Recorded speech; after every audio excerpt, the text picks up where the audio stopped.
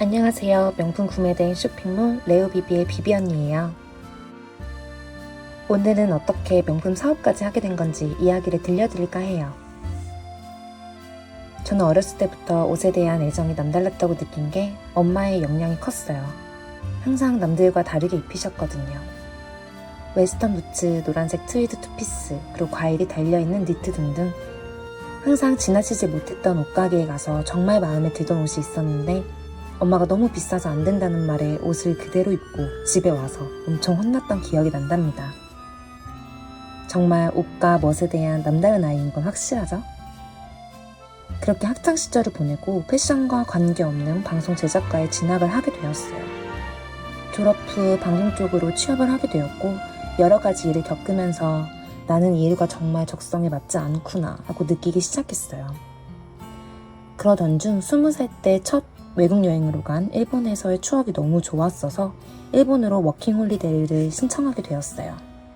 여기서 저의 인생 터닝포인트를 만나게 됩니다.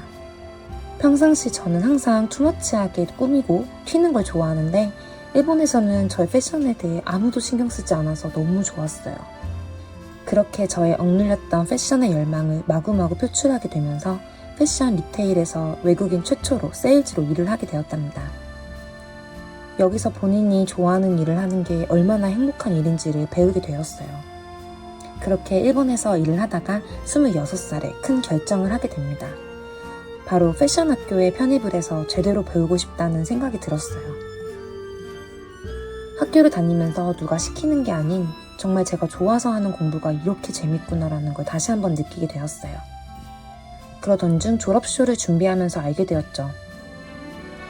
졸업쇼를 준비하면서 저는 레디 투 웨어, 즉 일반 옷을 디자인하는 것보다 작품이 되는 옷을 만드는 것에 흥미를 느낀다는 걸 깨닫게 되었어요.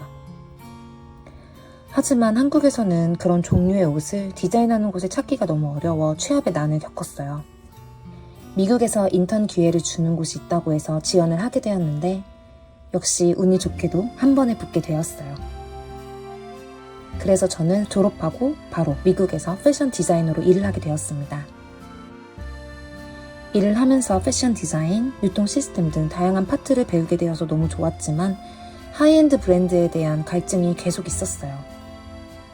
하고 싶은 건 다 해봐야 직성이 풀리는 저는 영국으로 워킹 홀리데이를 떠났습니다. 일단 유럽으로 떠나보자였죠. 열심히 작업해왔던 패션 포트폴리오를 준비해서 야심차게 떠났어요. 하지만 취업이 너무 힘들어 생계를 위해 패션 취업을 잠시 포기하고 카레 파는 곳에 취업을 하여 알바를 하게 되었어요. 새벽 5시 반에 출근해서 오후 3시에 퇴근하는 일이었는데 나머지 시간을 활용적으로 사용할 수 있을 거라고 생각했어요. 하지만 체력적으로도 너무 힘들어서 정말 쉽지 않더라고요. 그러던 중 같이 일했던 유학생 친구가 패션 관련 일인 영국 명품 구매된 쇼핑몰 MD 자리를 추천해줘서 면접을 보게 되었고 이번에도 역시 한 번에 면접을 붙어버렸습니다. 이것은 운명인 것 같은데요. 평소 쉬는 날이면 백화점에서 명품 구경하고 트렌드를 공부하는 게 저의 낙이자 행복이었죠. 그렇게 저는 영국에서 백화점 오픈에 맞춰 바잉을 하고 셀러들과 상품에 대해 얘기를 하고 제가 초이스한 물건들이 잘 팔리는 걸 보면서 이 일은 정말 내 적성에 맞는구나 라고 생각을 하게 되었습니다. 그렇게 영국 생활도 적응하고 일의 재미를 붙여갈 때쯤 코로나가 터지게 되어서 회사가 문을 닫게 되었고 대표님께서도 유급휴가를 주신다고 하셔서 저는 한국으로 돌아오게 되었어요. 코로나 사태가 금방 안정되길 바랬지만 너무 길어져 결국 영국에 돌아가지 못하게 되었고 한국에서 나는 뭘 하며 지내야 할까 고민하던 차에 정말 재밌고 즐겁게 하던 명품 구매 대행 일을 해보자라고 생각했던 것 같아요. 그렇게 해서 저의 사업인 쇼핑몰 레오비비를 런칭하게 되었습니다. 그래서 돌고 돌아 긴 시간 끝에 결국 저는 제가 좋아하는 일을 하게 되었답니다. 짤막하지만 제가 이 일을 하게 된 이야기를 들려드리게 되었어요.